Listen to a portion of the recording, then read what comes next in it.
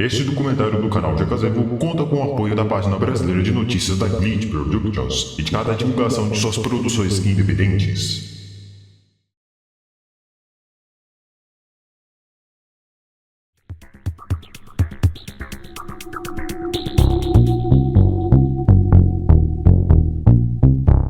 Desta vez, eu decidi ir mais longe. Da última vez, eu me propus a algo semelhante ao investigar a música mais misteriosa do Brasil, mas desta vez, o caminho me leva a um território ainda mais vasto e de certa forma esquecido. Hoje, a televisão parece mais polida, mais previsível, mas houve um tempo em que tudo ainda estava sendo construído. E no centro desse cenário, existiu uma emissora que mudaria o Brasil. Por isso, no mini documentário de hoje, eu me propunho a contar a história da Rede Tupi. Eu sou Jacasvevo e este é o meu canal.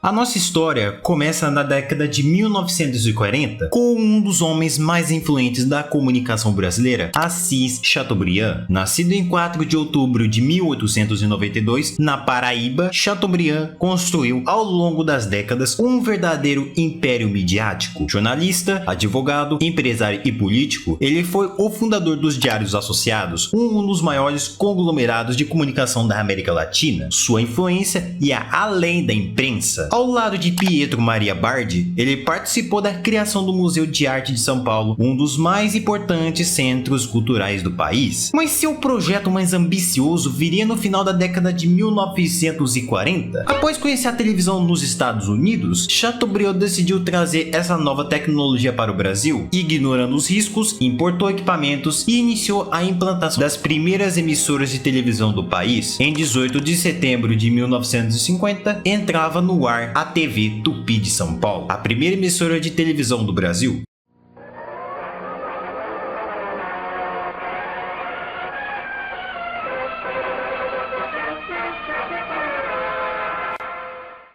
Poucos meses depois, em 20 de janeiro de 1951, a TV Tupi do Rio de Janeiro também iniciava suas transmissões, marcando o nascimento de uma rede pioneira e consolidando o império midiático de Chateaubriand. Nos anos seguintes, a Rede Tupi começou a se expandir para se tornar uma rede de verdade. Programas, antes repetidos fisicamente entre São Paulo e Rio, passaram a ser transmitidos simultaneamente graças à instalação de uma rede de micro-ondas, um feito técnico impressionante para a época. A cobertura se estendeu para o interior paulista e para outros estados, com novas emissoras conectadas à rede. Cada estação passou a produzir conteúdo que podia ser exibido em outras cidades, criando os primeiros elementos de uma rede nacional de televisão. Um dos momentos mais emblemáticos dessa expansão foi a inauguração de Brasília, em 1960. A Rede Tupi foi responsável por levar a cerimônia à população, enfrentando os desafios técnicos gigantescos, incluindo soluções improvisadas para transmitir o evento ao vivo. Foi também nesse período que uma inovação mudaria completamente a televisão brasileira: a chegada do videotape. O primeiro equipamento foi adquirido em 1959 e começou a ser testado no ano seguinte. Em pouco tempo, a tecnologia permitiu gravar programas que antes eram exclusivamente ao vivo e, mais importante, distribuí-los para diferentes regiões do país. Mais tarde, com a consolidação da rede de micro-ondas, a transmissão nacional passou a ser possível de forma contínua, mostrando que a televisão brasileira já tinha a capacidade de unir o país diante das telas. Assim, a Rede Tupi se estabeleceu como pioneira da televisão nacional.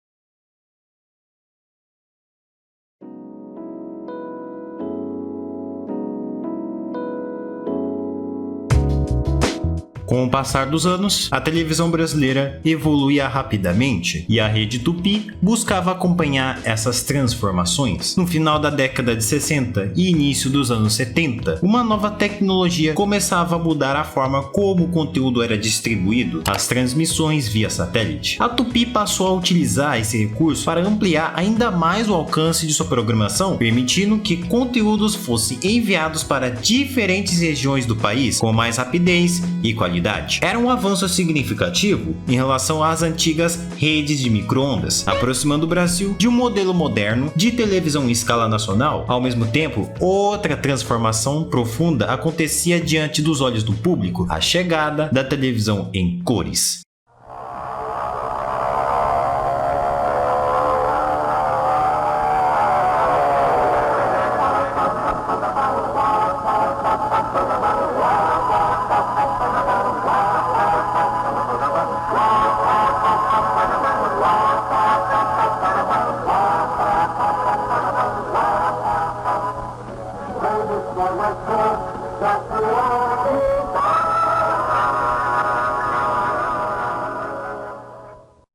Até então, tudo que era exibido na tela era em preto e branco. Cenários, figurinos e até iluminação eram pensados dentro desta limitação. Mas com a introdução de cor, a experiência de assistir televisão mudava completamente. As primeiras transmissões coloridas no Brasil ocorreram no início da década de 70, acompanhando uma tendência mundial. A Rede Tupi participou desse processo de transição, adaptando parte de sua estrutura para a nova tecnologia e levando ao público uma experiência cada vez mais sofisticada. Para o público, era uma novidade fascinante. Assistir televisão deixava de ser apenas acompanhar imagens e passava a ser uma experiência mais imersiva, mais próxima da realidade. Em meio a essas transformações, a Tupi também buscou reorganizar sua operação. Uma das iniciativas foi o estabelecimento de uma única geradora de programação, centralizando a produção de conteúdo para a distribuição nacional. Esse modelo permitia maior padronização, melhor aproveitamento de recursos e uma identidade mais consistente para a programação exibida em diferentes regiões do país. Na prática, isso significava que programas produzidos em um único centro poderiam ser vistos simultaneamente por milhões de brasileiros, fortalecendo ainda mais a presença da televisão no cotidiano da população. A proposta era tornar a rede mais eficiente e integrada, fortalecendo sua presença em um cenário cada vez mais competitivo. Ao olhar para esse período, é possível ver uma emissora que buscava se modernizar, inovar e acompanhar o ritmo acelerado da televisão mundial, ainda que nos bastidores alguns sinais começassem a indicar que nem tudo avançava com a mesma solidez.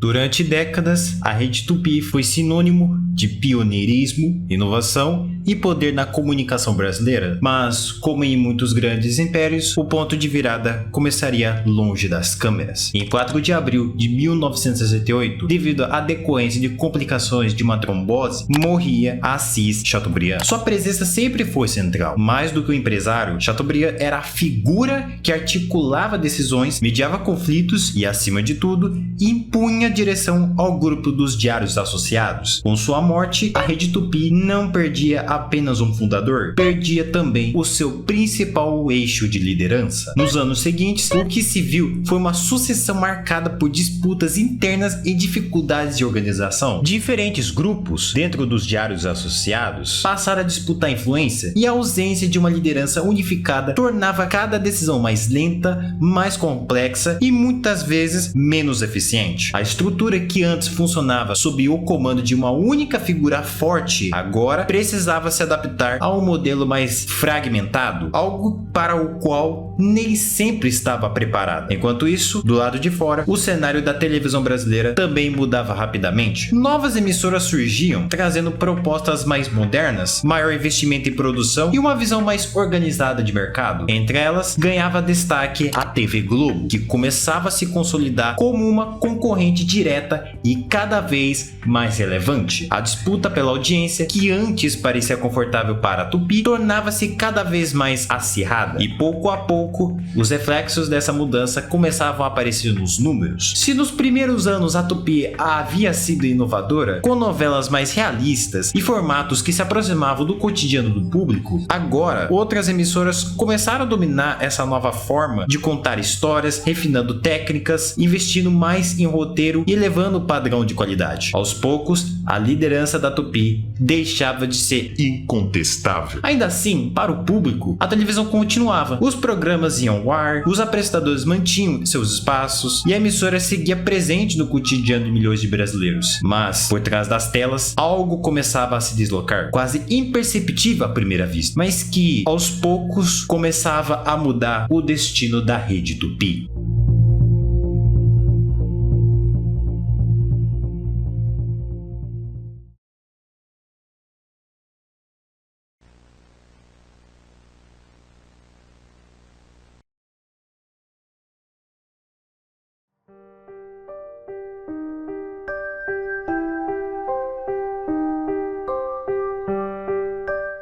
Para entender o que começava a acontecer com a Rede Tupi, é preciso olhar além das telas e observar o que se passava dentro dos diários associados. Muito antes de qualquer queda visível, o grupo já enfrentava dificuldades internas. Desde a década de 50, problemas financeiros e administrativos vinham se acumulando. A estrutura dos diários associados era ampla e espalhada por todo o país, mas nem sempre acompanhada por uma gestão eficiente ou por investimentos consistentes. Durante anos, essas fragilidades foram contidas pela presença de Chateaubriand. Mais do que fundador, ele era a figura que centralizava decisões e mantinha o grupo funcionando como uma unidade. Ainda em vida, porém, Chateaubriand criou um modelo para garantir a continuidade do conglomerado, o chamado condomínio acionário, que distribuía o controle entre diversos dirigentes da empresa. A proposta buscava manter o grupo estável no longo prazo, mas na prática criava uma estrutura sem uma liderança única. Com a morte de Chateaubriand em 68, esse modelo entrou em vigor. A nova gestão assumiu o comando seguindo as regras estabelecidas, mas sem a mesma capacidade de centralização. Com isso, decisões passaram a depender de acordos entre diferentes grupos internos, tornando a administração mais lenta e muitas vezes menos eficiente. Ao mesmo tempo, os problemas financeiros se tornavam mais evidentes. A falta de investimento começava a impactar diretamente a operação dos veículos do grupo, incluindo a televisão. Na prática, isso significava menos recursos, mais limitações e dificuldades crescentes para manter o mesmo padrão de produção. Com o passar dos anos, essas dificuldades também atingiram os funcionários. A partir da década de 70, os atrasos no pagamento de salários passaram a ocorrer com frequência. Em alguns casos, havia descontos indevidos e instabilidade nas condições de trabalho. Diante disso, começaram a surgir greves. Funcionários interrompiam suas atividades como forma de pressionar a empresa, afetando diretamente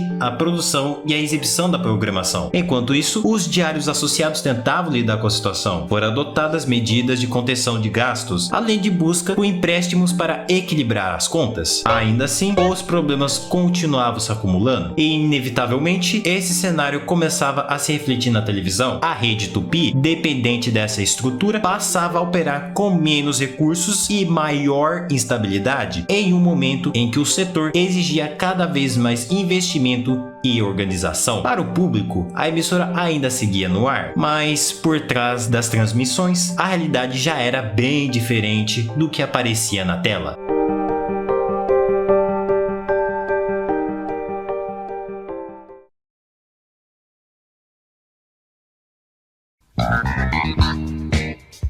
E abriu grandes estreias, Semideus e Lucas Nauta.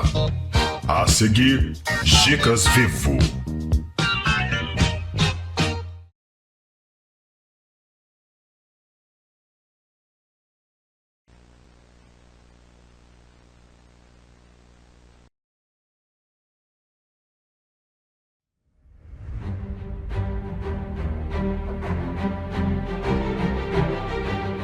Mesmo diante de tantas dificuldades internas, a Rede Tupi ainda não desistiu. No final da década de 70, a emissora buscava reagir. Era uma tentativa de reconquistar o público, recuperar relevância e provar que ainda havia espaço para a Tupi em um cenário cada vez mais competitivo. Parte dessa estratégia passava pela reformulação da programação. Novos programas começaram a surgir, enquanto nomes conhecidos da televisão brasileira eram trazidos para reforçar a grade. Entre eles, um dos mais marcantes, Abelardo Barbosa, mais conhecido como Chacrinha. Também conhecido como O Velho Guerreiro, Chacrinha já era uma figura consolidada na televisão. Seu estilo irreverente, caótico e imprevisível contrastava com formatos mais tradicionais e ajudava a atrair a atenção do público. Sua presença na Tupi representava mais do que entretenimento, era uma tentativa clara de recuperar a audiência e reposicionar a emissora diante de seus concorrentes. Ao mesmo tempo, a emissora também buscava resgatar um dos elementos que havia marcado a sua história, a inovação nas telenovelas. Anos antes, a Tupi havia revolucionado o gênero com produções como Beto Rockefeller, que trouxe uma linguagem mais natural, personagens mais próximos do cotidiano e uma forma diferente de contar histórias. Esse modelo influenciou toda a televisão brasileira e mesmo anos depois, ainda servia como referência para novas produções. Nos seus momentos finais, a Tupi tentou recuperar esse espírito inovador, investiu em novos formatos, buscou atualizar sua linguagem e procurou criar conteúdos que se conectassem com o público de forma mais direta. E por um breve tempo, esses esforços pareciam surtir efeito. A emissora conseguiu registrar reações positivas, melhorar sua recepção junto ao público e em situações pontuais até disputar audiência com concorrentes maiores, incluindo a TV Globo. Era um cenário que lembrava, ainda que de forma distante, os tempos em que a Tupi liderava a televisão brasileira. Mas desta vez, o contexto era outro, a concorrência estava mais estruturada, os padrões de produção haviam mudado e o público já estava acostumado a uma televisão mais moderna e consistente. Ainda assim, esses últimos esforços mostram que a Rede Tupi não deixou de tentar. Mesmo em meio a limitações, a emissora buscava se reinventar, apostando em nomes fortes, novas ideias e na própria história como base para seguir em frente. Por um instante, parecia que a Tupi ainda poderia encontrar um caminho, mas esse momento seria breve.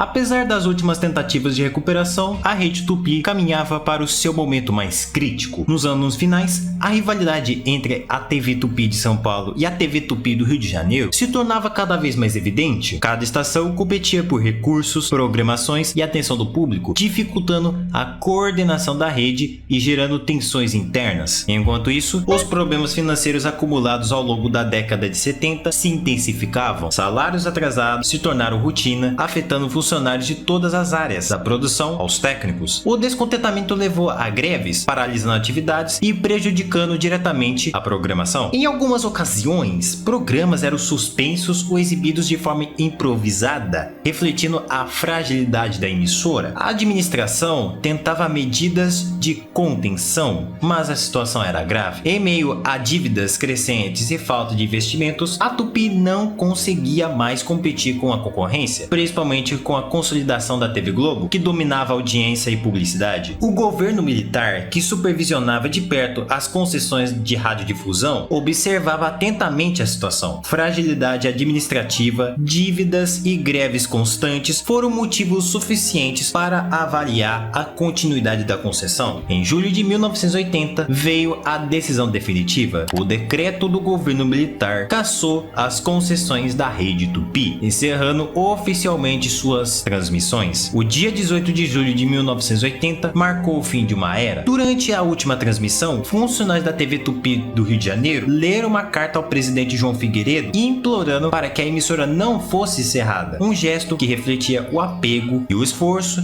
de toda uma equipe dedicada. Quem fala daqui do Rio, em nome do povo desta Tupi. Daqui do Rio, mas em nome do povo da Tupi do Recife. Daqui do Rio, mas em nome do povo da Tupi do Ceará, é um seu fiel, é um seu amigo. Queremos, João de Deus, João de Brasília, que vocês nos escutem, enquanto nós relembramos vocês dois na maior reunião que esta nossa terra já fez. Nós estamos doentes, João, muito doentes. Na iminência de uma morte sem recurso, erguemos uma prece a você, João de Deus, e um apelo a você, João Presidente. É difícil que João de Deus nos ouça daqui de longe, mas pelo que ele representou nos dias em que esteve aqui, a nossa fé poderá chegar ao Vaticano e, qual uma mensagem via satélite, tocar de novo o coração atlético do Papa. Quando o relógio avançou, agentes do Dentel, acompanhados pela Polícia Federal, lacraram os transmissores das emissoras às 11h30 da manhã, encerrando oficialmente o pioneiro da televisão brasileira. A TV Tupi de São Paulo e a TV Tupi do Rio, que haviam disputado atenção e recursos até os últimos momentos, foram desligadas simultaneamente. E assim se concretizou o fim de uma das maiores pioneiras da televisão nacional. Isso que desejamos. Vossa Excelência é o único capaz de realizar este milagre. Nem João de Deus poderia fazê-lo. Só o João de Brasília. Deus que o abençoe, senhor presidente.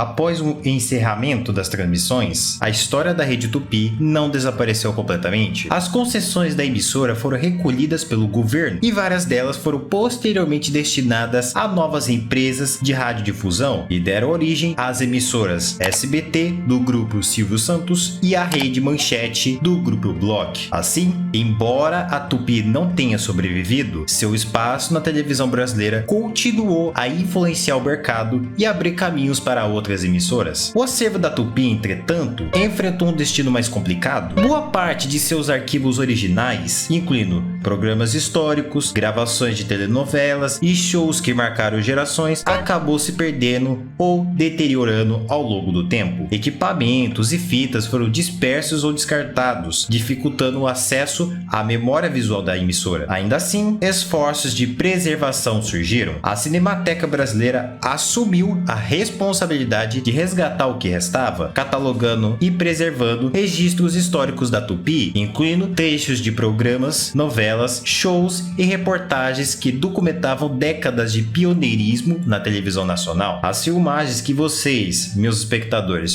podem visualizar ao fundo só estão disponíveis graças aos esforços da Cinemateca Brasileira em recuperar o acervo da Rede Tupi. Curiosamente, até a maior rival da Tupi, a TV Globo, reconheceu o valor desse legado. Ao longo dos anos, a Globo exibiu raridades e lembranças da Tupi, homenageando sua história e sua contribuição para a televisão brasileira. Esses momentos especiais permitiram que novas gerações conhecessem o impacto da Tupi e a influência que ela teve na formação da linguagem televisiva no país. Mesmo após o fim abrupto de suas operações, a Rede Tupi deixou uma marca duradoura. Inovações técnicas, técnicas, formatos de programas, pioneirismo em telenovelas e uma ousadia criativa que inspirou toda a indústria permaneceu presente na memória coletiva. O reconhecimento, inclusive por parte de sua antiga rival, mostra que, embora a emissora tenha sido desligada, sua importância histórica nunca foi esquecida. A Tupi continua a ser lembrada não apenas como a primeira rede de televisão do Brasil, mas também como um ícone que ajudou a construir a televisão brasileira como a conhecemos hoje.